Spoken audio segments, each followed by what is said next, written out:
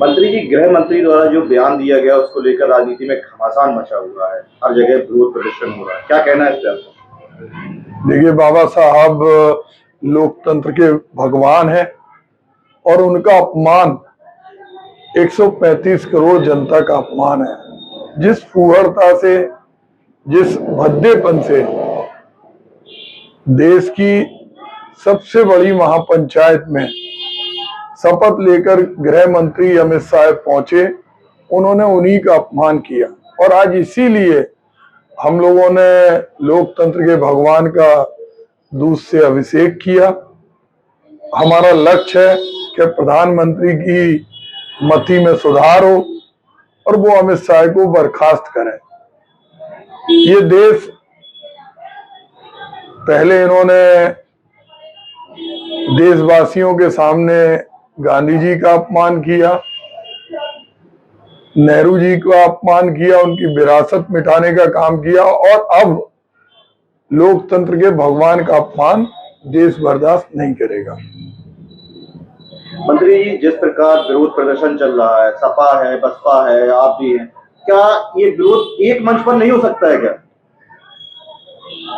सारे लोगों का एक ही लक्ष्य है, और कांग्रेस ने तो हमेशा, अगर दिल्ली में भी प्रदर्शन किया तो सारे दलों को साथ में लेके चलने की बात कही। ये पहली बार हुआ कि सत्ता दल के लोग भी उसके विरोध में आके खड़े हो गए। विपक्ष को प्रदर्शन करने का भी हक नहीं है। हर जगह सीसीटीवी कैमरे लगे हैं। अगर संसद के गलियारे में राहुल गांधी जरा सी देर को अगर उनकी आंख झपक गई तो ब्रॉडकास्ट हो जाता, लेकिन धक्का कैसे लगा सांसदों को? किसने धक्का मारा? लाठियां लेके, तख्तियां लेके विरोध प्रदर्शन को कुचलने जो लोग गए थे, उनका कोई सीसीटीवी फुटेज नहीं है। खरगे जी कैसे गिनने से बचे? कोई सीसीटीवी फुटेज जारी नहीं कर रहे। हम चुप नहीं बैठेंगे जब तक अमित शाह, नैतिकता तो होती तो वो तत्काल माफी मांग लेते, लेकिन उनका अहंकार चरम पे है। वो माफी भी नहीं मांग रहे, उन्हें बर्खास्त भी नहीं किया जा रहा। वही स्थिति हो रही चोरी और सीना जोरी।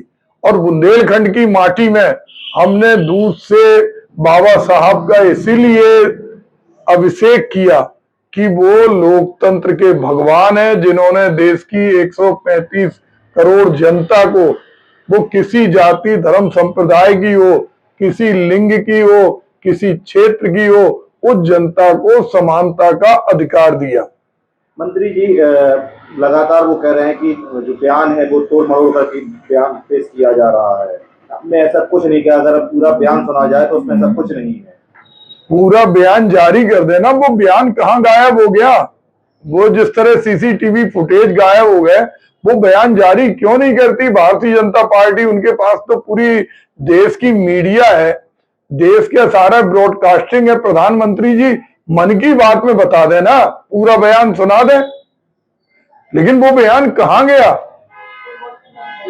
अगला कदम क्या होगा अगर मान लीजिए आप लोगों की मांग पूरी नहीं होती, तो अगला कदम क्या होगा? किस प्रकार? कांग्रेस लगातार सड़कों पर रहेगी, संघर्ष करेगी, और जब तक बाबा साहब भीमराव अंबेडकर के प्रति असभ्य शब्दों के लिए भारतीय जनता पार्टी के गृह मंत्री माफी नहीं मांगते, जब तक लगातार हम लोगों का विरोध प्रदर्शन जारी रहेगा। उनका एक आखिरी सवाल एक और है। उनका कहना है कि वोटों की राजनीति हो रही है। ये इसमें कौन से वोट? अब कौन सा चुनाव है?